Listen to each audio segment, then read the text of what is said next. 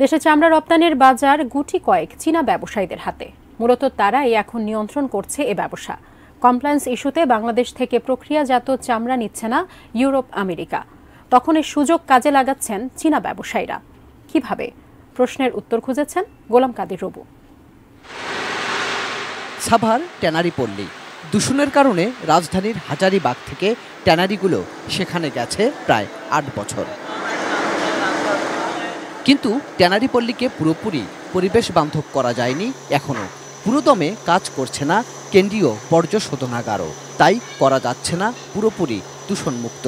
আরেকদিকে নিশ্চিত করা যায়নি শ্রমিকদের কর্মপরিবেশও, যে কারণে ট্যানারিগুলো পাচ্ছে না মান সনদ প্রদানকারী আন্তর্জাতিক সংস্থা LWGর স্বীকৃতি।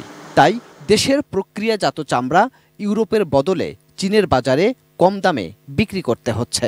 তারা একটা সিন্ডিকেট করে আপনার দেখা যাচ্ছে আমাকে একটা অর্ডার দিচ্ছে, সেই অর্ডারটা আবার সে করছে যে আমাকে ড্রপ করে দিচ্ছে, আমার এই অর্ডার ক্যান্সেল করে দিচ্ছে, সে আবার সেকেন্ড চয়েস আরেকজনে সেটা কম দামে আমাকে অফার করছে।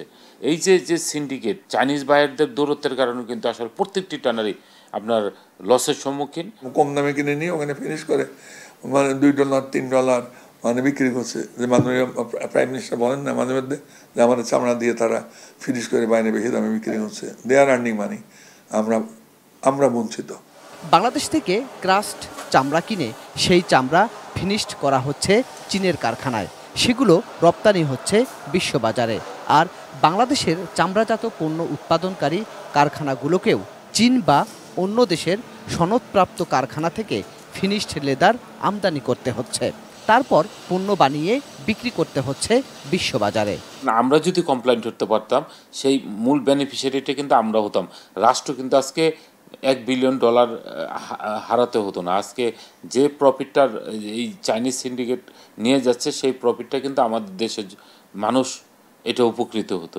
আমাকে কমপ্লায়েন্স হতে হবে। অর্থনৈতিক সংকটের ফলে ট্যানারিগুলি মানে যে কমপ্লায়েন্স করতে পারছে না।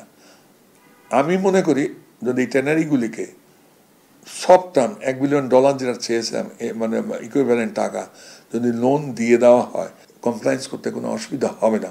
এভাবে বিশ্ব রপ্তানি প্রতিযোগিতায় পিছিয়ে পড়ছে বাংলাদেশ। বছরে হারাচ্ছে $50 কোটি রপ্তানি আয়। রপ্তানি আটকে আছে $122 কোটি ঘরেই। রপ্তানিতে শীর্ষ অবস্থানও হারাচ্ছে বাংলাদেশ। গোলাম কাদের রবু, ATN নিউজ, ঢাকা।